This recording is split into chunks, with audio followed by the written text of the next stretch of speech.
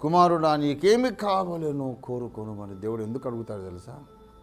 నీ స్వచిత్తము చచ్చిందో లేదో చూడటానికి. నువ్వు అంత అమాయకుడు అంటే దేవుడు కోరుకోమన్నాడుగా, కోరుకున్నావు. నాకు ఈ కారు కావాలి, ఈ బంగారు కావాలి, ఫెయిల్ అయిపోయావు నువ్వు. నీకేమి కావాలో అడుగుని దేవుడు ఎందుకు అంటాడంటే,